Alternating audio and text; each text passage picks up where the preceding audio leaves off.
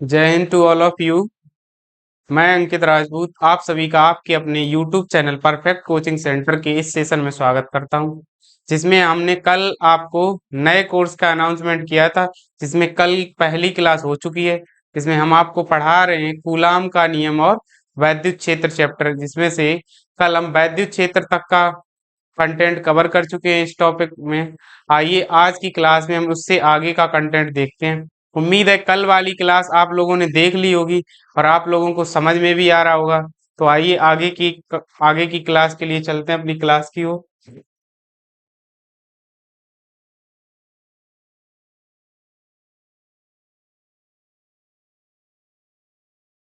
यहाँ तक की क्लास कल हम कर चुके थे, इससे आगे की क्लास आज की क्लास में हम करेंगे। तो आइए देखते हैं।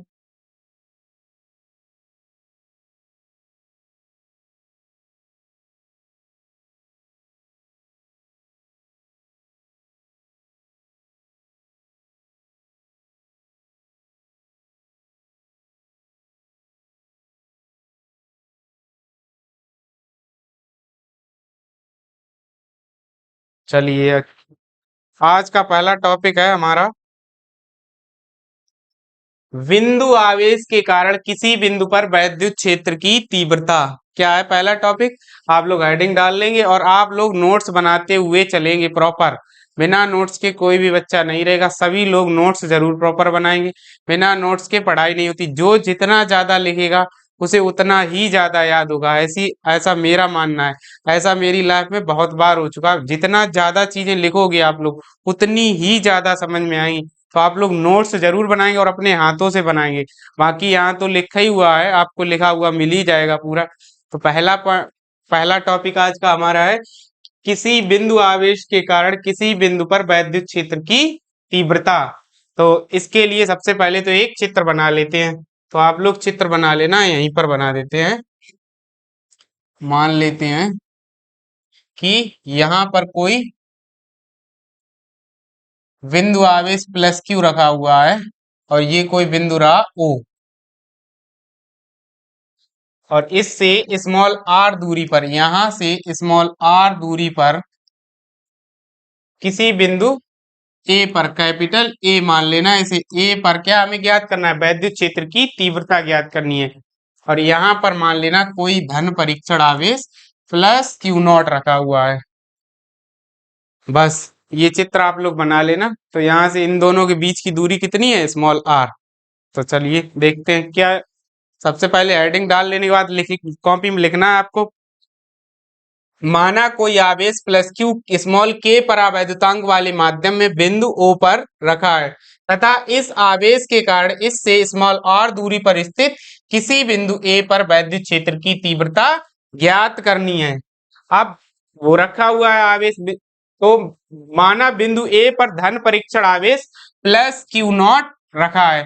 तब आवेश प्लस क्यू के कारण परीक्षण आवेश प्लस क्यू नॉट पर लगने वाला वैद्युत बल कल हमने जो पढ़ाया था कूलाम के नियमानुसार। तो यहां से F बराबर क्या हो जाएगा? इस आवेश के कारण प्लस क्यू नॉट के कारण प्लस क्यू पर लगने वाला वैद्युत बल, और कौन से माध्यम रखा है? स्मॉल के पर आवेदन। तो क्या हो जाएगा? 1/4 pi epsilon naught into small k into Q Q not. दोनों प्लस प्लस के हैं तो प्लस का चिन्ह नहीं भी लगाएंगे कोई समस्या नहीं, बटे स्मॉल आर स्क्वायर हो जाएगा। तो कितना हो जाएगा बल कूलाम के नियमानुसार? F बराबर 1/4 पाई एप्सिलॉन नॉट के into Q Q naught upon small R square. अतः बिंदु ए पर उत्पन्न वैद्युत क्षेत्र की तीव्रता। तो यहां से वैद्युत क्षेत्र की तीव्रता क्या हो जाएगी? E बराबर F बटे क्यू नॉट। वैद्युत क्षेत्र की तीव्रता कल हमने क्या बताई थी? E बराबर F अपॉन क्यू नॉट। जो वैद्युत बल होगा उसके बटे में धन परीक्षण आवेश का लगा देंगे तो हमें क्या प्राप्त हो जाएगी? वैद्युत क्षेत्र की तीव्रता। अब यहां से जब हम मान रखेंगे एम्प्लाइज ई बराबर, यहाँ पर जब हम रखेंगे एफ का मान तो क्या रखेंगे? 1/4 pi epsilon naught into small के गुणे क्यू क्यू नॉट बटे स्मॉल आर स्क्वायर, और पूरे के बटे हमारा क्या हो जाएगा? Q not. इसे जब और आगे हल करेंगे तो ई बराबर जो हमारा आएगा 1/4 pi epsilon naught into small के क्यू क्यू नॉट, और इसके बटे में ये क्यू कहाँ चला गया, इसके गुणे में आ जाएगा, तो R square into Q naught. अब ये क्यू नॉट से ये क्यू नॉट क्या हो जाएगा, कट जाएगा। अब आइए चलते अगली स्लाइड पे देखते चले। तो यहाँ पर जब हम और आगे लिखेंगे तो यहाँ से ई बराबर जो हमारा हो जाएगा 1/4 पाई एप्सिलॉन नॉट। अब वहां क्यू नॉट से क्यू नॉट कट गया था, इंटू स्मॉल के, ध्यान रखना, क्यू अपॉन क्या बचेगा, स्मॉल आर स्क्वायर। तो ये किसी बिंदु आवेश के कारण किसी बिंदु पर वैद्युत क्षेत्र की तीव्रता का सूत्र ई बराबर हमारा क्या आ जाएगा, ई बराबर 1/4 पाई एप्सिलॉन नॉट के into Q upon small R square newton प्रति कूलम। कितना हो जाएगा, ई बराबर 1/4 pi epsilon naught into Q upon small R square. अब यहाँ पर परंतु वायु या निर्वात के लिए, वायु या निर्वात के लिए, वायु या निर्वात के लिए क्या होगा, वायु या निर्वात के लिए स्मॉल के बराबर हमारा क्या हो जाएगा, एक। तब जब स्मॉल के बराबर 1 हो जाएगा तो यहाँ रख देंगे, तो ई बराबर 1/4 पाई एप्सिलॉन नॉट इंटू 1 हो जाएगा यहाँ पर, into Q upon small R square. Implies, इसका मतलब वायु या निर्वात के लिए वैद्युत क्षेत्र की तीव्रता क्या होगी, 1/4 pi epsilon naught into Q upon small R square, और न्यूटन प्रति कूलम क्या हो जाएगी, न्यूटन प्रति कूलम। उम्मीद है आपको ये बात समझ में आएगी। अब इस, क्योंकि वैद्युत क्षेत्र की तीव्रता क्या है, एक सदिश राशि है। वैद्युत क्षेत्र की तीव्रता क्या है, एक सदिश राशि है। तो वैद्युत क्षेत्र की तीव्रता सदिश राशि है, तो सदिश राशि होने के कारण इसकी खुद की कोई ना कोई दिशा जरूर होगी, क्योंकि जो भी सदिश राशियां होती हैं उनकी फिक्स दिशाएं होती हैं। सदिश राशि की दिशा एक निश्चित दिशा होती है। तो इस, अब दिशा समझने के लिए सबसे पहले आप लोग समझ लीजिएगा आवेशों के लिए। जैसे एक आवेश होता है प्लस का और एक होता है माइनस का, तो इन दोनों के कारण आप लोग याद रखेंगे, आज समझाए दे रहे दिशाएं।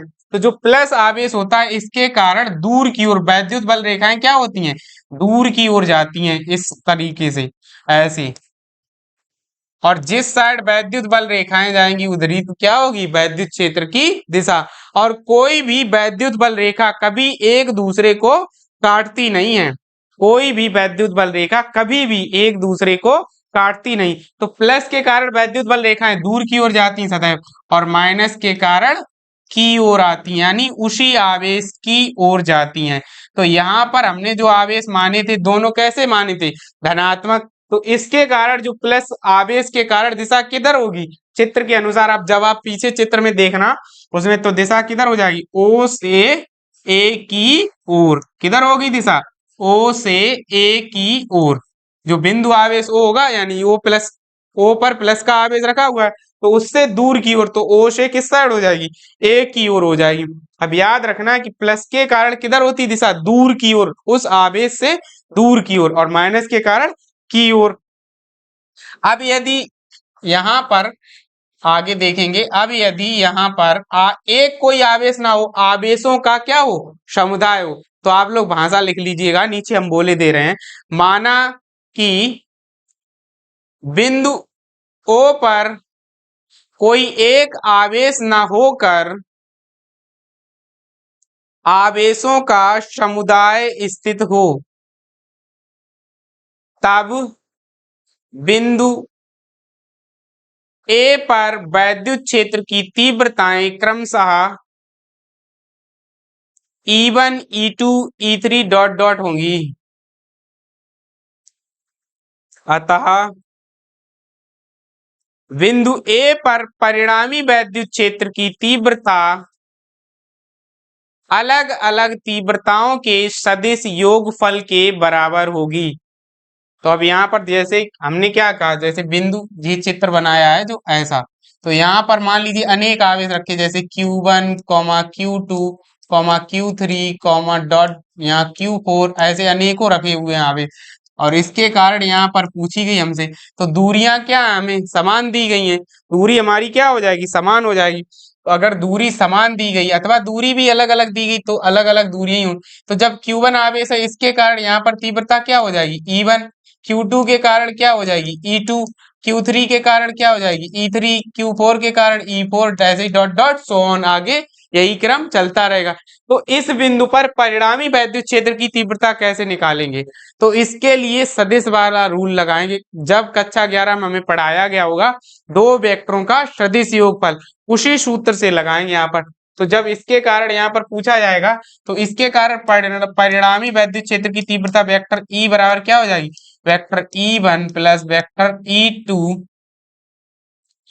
Vector E2 plus vector E3 और plus dot dot dot so on, आगे यही क्रम चलता रहेगा। जब कोई दो वैद्युत क्षेत्र दिए गए हों उनके कारण परिणामी हमसे पूछा गया हो तो उसके लिए आप लोग याद रखना, ये नोट पॉइंट में आप लिख लेना।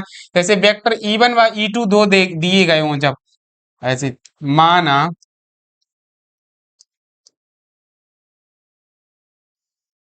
कोई दो बिंदु आवेशों के कारण के कारण वैद्युत क्षेत्र क्रमशः E1 व E2 है, तब परिणामी वैद्युत क्षेत्र की तीव्रता, तब परिणामी वैद्युत क्षेत्र की तीव्रता तो क्या हो जाएगी, E बराबर हमारा हो जाएगा, तब यहाँ पर इनका क्या हो जाएगा, सदिश योग, यानी वेक्टर E बराबर vector E1 plus vector E2। अब दो वेक्टरों का सदिश गुणनफल होता क्या है, इसे याद रखना, सबसे इंपॉर्टेंट चीज यही है। आप लोगों को यही चीज नहीं समझ में आती और इसे ही समझना सबसे ज्यादा जरूरी है। तो वेक्टर E बराबर क्या हो जाएगा, दो वेक्टरों का सदिश योग, जैसे वहां कक्षा 11 में पढ़ाया था। अब वेक्टर R बराबर under root of A square, vector A का मापांक का वर्ग प्लस वेक्टर v के मापांक का वर्ग प्लस दो गुणे वेक्टर ए का मापांक गुणे वेक्टर v का मापांक और दोनों वेक्टरों के बीच की कोज्या।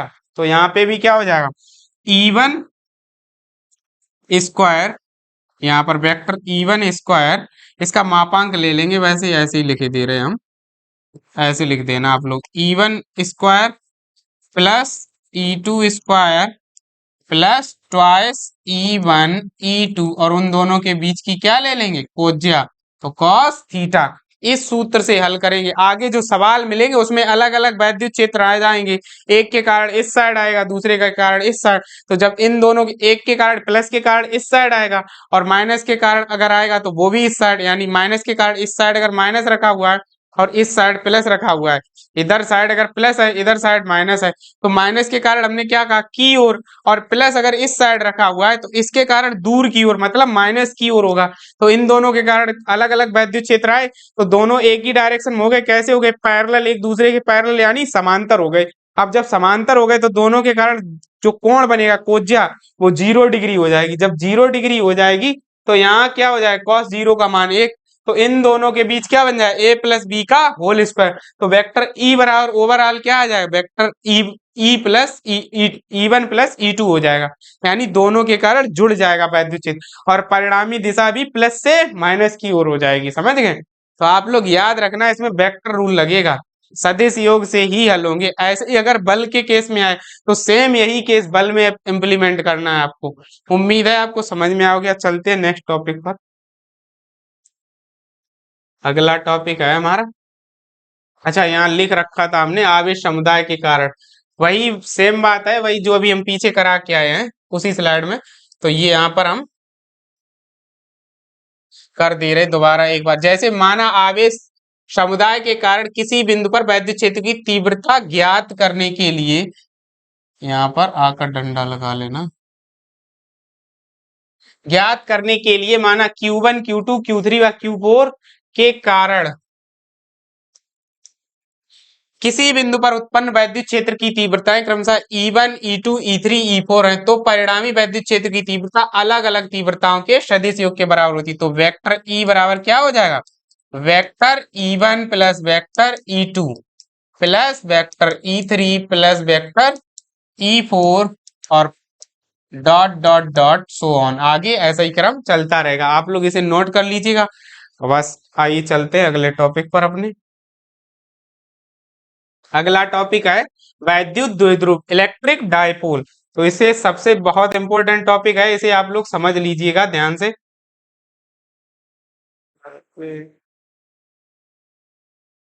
देखो क्या कह रहा है टॉपिक हमारा, वैद्युत द्विध्रुव। वैद्युत द्विध्रुव क्या होता है, सबसे पहले आप लोग समझ लीजिए। परिभाषा तो आपको बाद में हम बता देंगे। जब ये एक ऐसा निकाय होता है जिसमें दो समान परिमाण के, वैद्युत द्विध्रुव क्या होता है, जिसमें दो समान परिमाण के परंतु विपरीत प्रकार के आवेश होते हैं, जो बहुत परस्पर अल्प दूरी पर रखे होते हैं। तो मतलब उन दोनों आवेशों के मतलब परिमाण क्या होंगे, समान होंगे, लेकिन चिन्ह विपरीत। तो जैसे यहाँ पर प्लस क्यू रखा होगा और यहाँ पर माइनस क्यू रखा होगा, और दोनों के बीच की जो दूरी होती है वो क्या होती है, 2l ली जाती है सदैव। वो हमेशा से यहाँ इन दोनों के बीच की जो दूरी ली जाएगी वो 2l ही ली जाएगी। और ये एक सदिश राशि है, तो इसे स्मॉल वेक्टर p से रिप्रेजेंट भी किया जाता है। मान लीजिए ये कोई रहा बिंदु a हमारा और ये रहा v। तो वैद्युत द्विध्रुव क्या होता है, इसे आप लोग डार्क कर लीजिएगा ऐसे।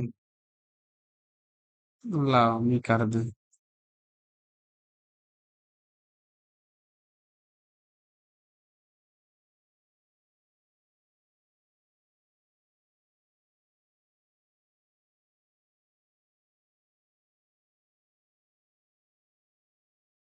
तो आप लोग अब परिभाषा सुनिए। वैद्युत द्विध्रुव एक ऐसा निकाय होता है, क्या परिभाषा होगी, वैद्युत द्विध्रुव एक ऐसा निकाय होता है जिसमें दो बराबर परंतु विपरीत प्रकार के आवेश परस्पर अल्प दूरी पर रखे होते हैं। क्या, एक बार फिर से सुनिए परिभाषा। वैद्युत द्विध्रुव एक ऐसा निकाय होता है जिसमें दो बराबर परंतु विपरीत प्रकार के आवेश परस्पर अल्प दूरी पर स्थित होते हैं। जैसे, और ये चित्र बना लीजिएगा, उसके बाद परिभाषा आप लोग हम एक बार फिर बोल रहे, लिख लीजिएगा। आप लोग नोट जरूर करते जाइए, बिना नोट्स के कुछ नहीं होना है। वैद्युत द्विध्रुव एक ऐसा निकाय होता है जिसमें दो बराबर परंतु विपरीत प्रकार के आवेश परस्पर अल्प दूरी पर स्थित होते हैं। इसे स्मॉल p से प्रदर्शित करते हैं। और माना कोई दो आवेशों में से कोई एक आवेश तथा उसके बीच की दूरी के गुणनफल को वैद्युत द्विध्रुव का आघूर्ण कहते हैं। क्या कहा हमने, एक बार फिर से सुनिए। वैद्युत द्विध्रुव एक ऐसा निकाय होता है जिसमें दो बराबर परंतु विपरीत प्रकार के आवेश परस्पर अल्प दूरी पर स्थित होते हैं। इसे स्मॉल p से प्रदर्शित करते हैं। माना किन्हीं दो आवेशों में से कोई एक आवेश तथा उनके बीच की अल्प दूरी के गुणनफल को वैद्युत द्विध्रुव का आघूर्ण कहते हैं। तो यहाँ से वैद्युत द्विध्रुव का आघूर्ण वेक्टर p बराबर क्या हो जाएगा, कोई दो आवेशों में से कोई एक आवेश ले लीजिए q इंटू 2l, कोई दो आवेश तथा उनके मध्य की दूरी के गुणनफल को क्या कहते हैं, वैद्युत द्विध्रुव का आघूर्ण। इसका मात्रक क्या हो जाएगा, कूलाम इंटू मीटर। वैद्युत द्विध्रुव आघूर्ण का मात्रक क्या हो जाएगा, कूलाम इंटू मीटर। उम्मीद है आपको समझ में आया होगा। जैसे यहाँ हमने लिख भी रखा है, माना कोई दो आवेश प्लस क्यू व माइनस क्यू के बीच की अल्प दूरी 2l है, तब वैद्युत द्विध्रुव का आघूर्ण वेक्टर p बराबर क्या हो जाएगा, q into 2l coulomb metre. उम्मीद है आपको समझ में आ गया होगा। आइए चलते हैं आगे। अच्छा एक चीज और यहाँ पर समझ लीजिए, हमने समझा तो दिया ही है, यह है एक सदिश राशि है, लिख लेना आप लोग यहाँ पर नीचे। यह है एक सदिश राशि है, यह एक सदिश राशि है जिसका मात्रक यहाँ आगे लिख लेना आप लोग नीचे कॉपी में, जिसका मात्रक कूलाम मीटर होता है, मीटर एवं दिशा किस साइड होगी। अभी जब हम पीछे बता के आए थे, बिल्कुल वैसी होगी सदैव। किधर? धन आवेश से ऋण आवेश की ओर होती है दिशा। धन आवेश से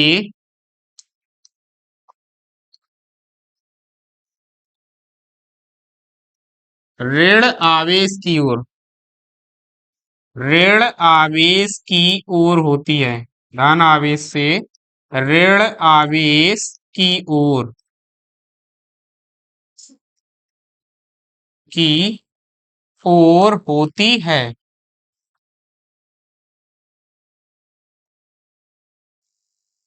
उम्मीद है आपको ये बात समझ में आ गई होगी, नोट कर लीजिएगा। आइए चलते हैं अगली स्लाइड पर। तो अगला क्वेश्चन देखते हैं। अगला क्वेश्चन क्या रहा? अगला है वैद्युत द्विध्रुव के कारण उत्पन्न वैद्युत क्षेत्र की तीव्रता। अगला टॉपिक है, आप लोग इसे हेडिंग बना लीजिएगा, वैद्युत द्विध्रुव के कारण उत्पन्न वैद्युत क्षेत्र की तीव्रता। आइए चलते हैं अपने नेक्स्ट टॉपिक पर। अगला टॉपिक क्या है? वैद्युत द्विध्रुव के कारण उत्पन्न वैद्युत क्षेत्र की तीव्रता। हेडिंग डाल लीजिए आप लोग। और इसके अंतर्गत पहली हेडिंग क्या डालेंगे आप लोग? अक्षीय स्थिति में। तो आइए देखते हैं। इसके लिए सबसे पहले आप लोग क्या बनाएं? चित्र बना लीजिएगा आप लोग। तो मान लेते हैं, माना कोई वैद्युत द्विध्रुव ए बी,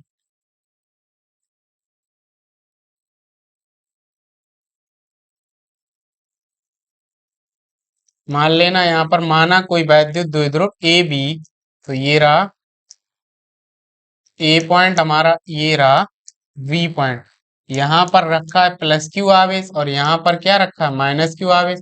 इसके बीच की दूरी क्या है? 2l, दोनों के बीच की दूरी। ए बी के, माना कोई वैद्युत द्विध्रुव ए बी स्मॉल के परावैद्युतांक वाले माध्यम में रखा है। माना द्विध्रुव का मध्य बिंदु ये रहा, मान लीजिए ओ से स्मॉल आर दूरी पर स्थित, स्मॉल आर दूरी मान लीजिए यहाँ पर कोई पर स्थित किसी बिंदु पी पर वैद्युत क्षेत्र की तीव्रता ज्ञात करनी है अक्षीय स्थिति में। तो यहाँ पर अब यहाँ से यहाँ तक की दूरी, जो आवेश की ये वाली जो दूरी होगी, ये क्या हो जाएगी?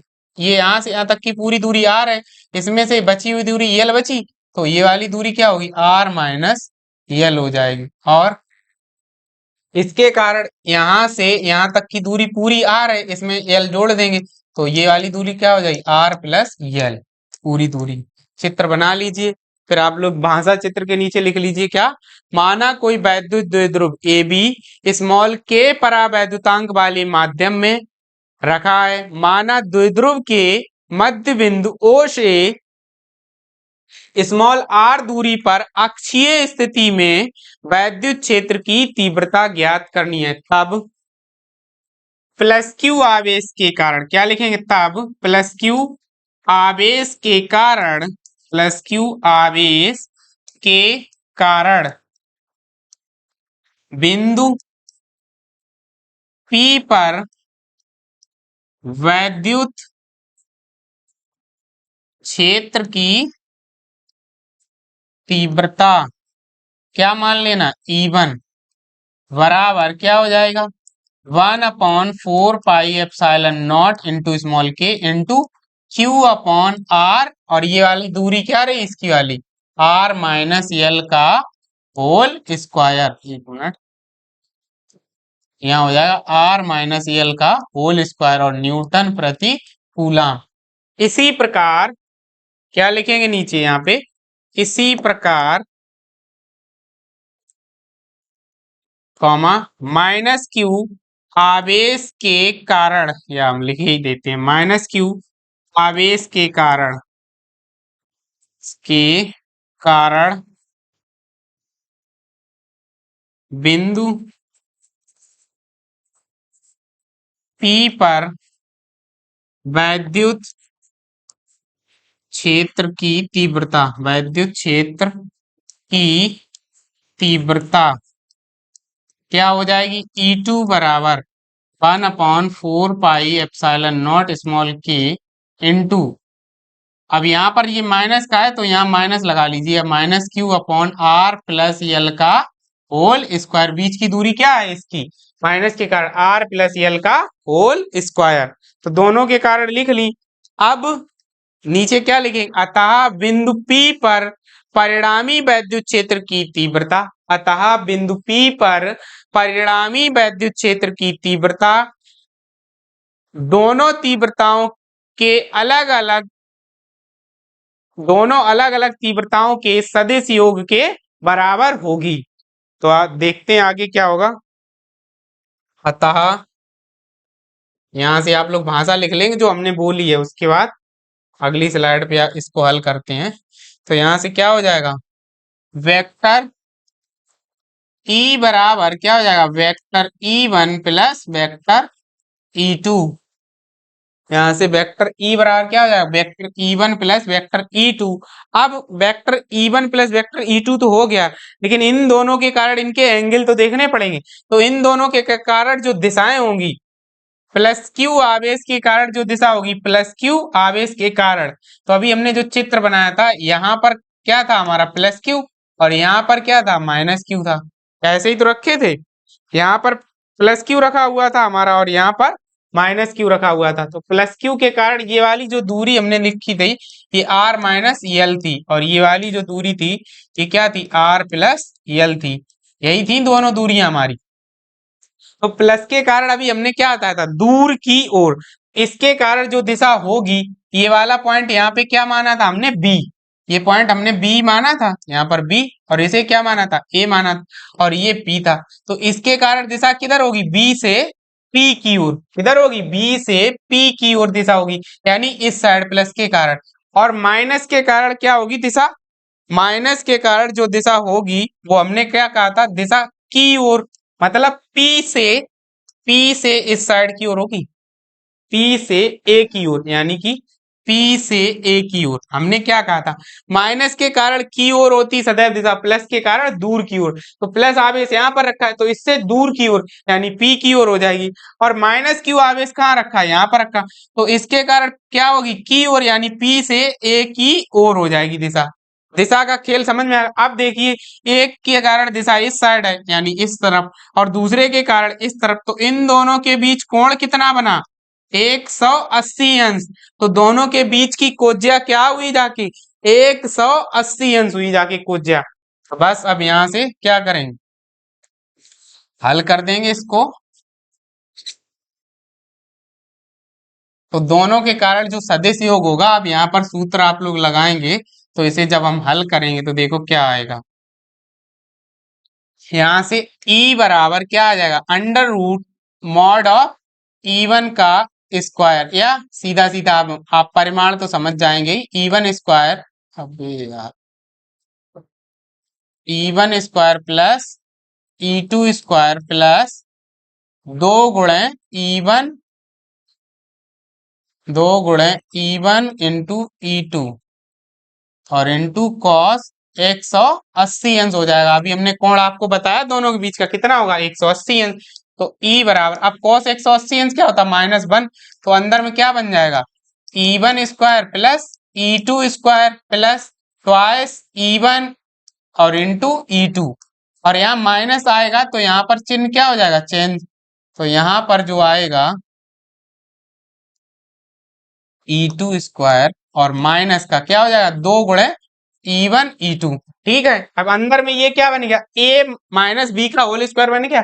तो अंदर क्या हो जाएगा, E बराबर under root E1 difference E2 का क्या हो जाएगा, होल स्क्वायर। अंडर रूट के अंदर सदैव डिफरेंस लगाना, जो ज्यादा होगा उसी से दूसरे को घटा दिया जाता, नहीं तो यहाँ क्या हो जाएगा, कॉम्प्लेक्स नंबर बन जाएगा, जो कि क्या होती है कॉम्प्लेक्स नंबर, काल्पनिक संख्या है। फिर वो हमारे सिलेबस से आउट, अंदर में माइनस बनेगा तो उसके कारण फिर बेकार हो जाएगा ये। तो E बराबर यहाँ से क्या आ जाएगा, E1 डिफरेंस E2। बस अब यहाँ पर रख देंगे दोनों के मान।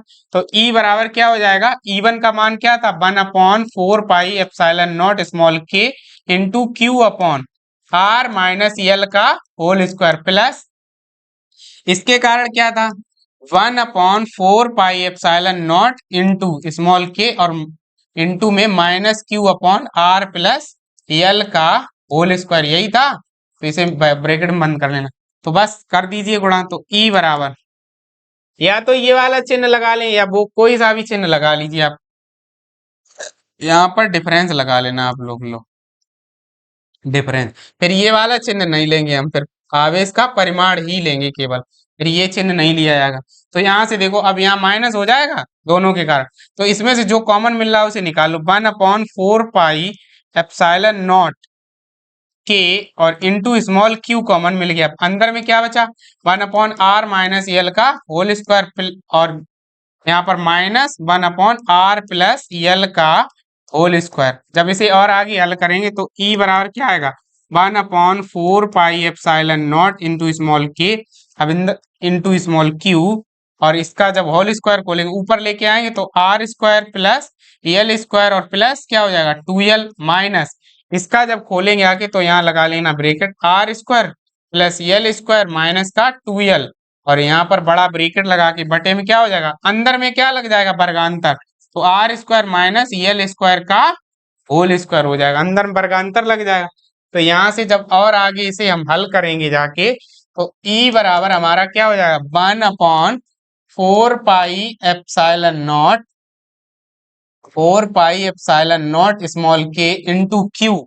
अब देखो यहाँ कट क्या क्या रहा, तो देखो इसका अंदर जब गुणा करेंगे तो R square L square, R square L square आपस में कट जाएंगे, और यहाँ प्लस आ जाएगा, तो प्लस प्लस होके क्या हो जाएंगे? 4l अपॉन, नीचे देखो क्या बचेगा? R square minus L square का होल स्क्वायर। अब यहाँ पर आप लोग एक चीज क्या लिखेंगे? चूंकि आर स्क्वायर की तुलना में एल स्क्वायर का मान क्या है? बहुत कम, क्योंकि जो दोनों वैद्युत द्विध्रुव बनता है उन दोनों के बीच की दूरी इतनी ज्यादा कम होती है, इसीलिए उसे 2l करके लिया ही जाता है। तो उन दोनों के बीच की जो दूरी होगी बहुत न्यूनतम होती। तो चूंकि आप लोग नीचे लिखेंगे क्या? चूंकि R square is more more greater than L square, यहाँ ऐसे लिखना है, चूंकि R square is more more more greater than L square, अतः एल स्क्वायर को नगण्य मानने पर, अच्छा ये होगा कैसे? देखो आर जो है वो बड़ा है किससे? एल से। जैसे 2 बड़ा है 0.5 से, ये बात आपको समझ में आ गई। 2 बड़ा है 0.5 से, लेकिन जब हम 2 का वर्ग करेंगे यानी 2 का वर्ग 4 हो जाएगा, बड़ा होगा। जब इसका वर्ग करेंगे तो जिसका वर्ग क्या आएगा? 0.25। देखो छोटी दूरी और छोटी होती जा रही, छोटी दूरी का जब हम वर्ग कर रहे हैं तो वो और छोटी होती जा रही, इसी वजह से आर स्क्वायर की तुलना में एल स्क्वायर क्या हो जाएगा? बहुत छोटा हो जाएगा। इसलिए एल स्क्वायर को क्या करते हैं? यहाँ पर हम छोड़ देते हैं, उस दूरी को कंसीडर ही नहीं किया है। तो यहाँ से ई बराबर क्या होगा? 1/4 pi epsilon naught small k into Q pawn 4l, या आप क्यू को अंदर ले लेते हैं गुणे में क्यू इंटू, अब 4l को क्या करेंगे? 2l कर देंगे और गुणे 2 कर देंगे, बटे में यहाँ से एल स्क्वायर छोड़ दिया तो आर स्क्वायर का क्या हो जाएगा? और एक स्क्वायर हो जाएगा, आर स्क्वायर की ऊपर स्क्वायर। तो यहां से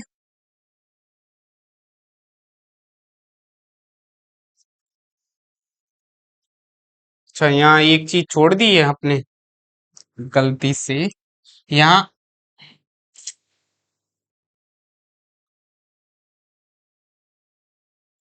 यहाँ पे थोड़ा सा करेक्शन कर लेना दोनों जगह। यहाँ एल इस इंटू आर होगा माइनस एल इंटू आर, बस इतनी छोटी सी गलती थी, इसे सुधार लेना।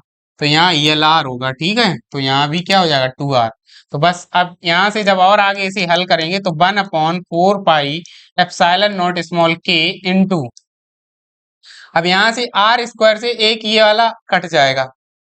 एक मिनट रुक जाओ, ऐसे ना काटो नहीं तो आप लोग फिर समझ नहीं पाओगे।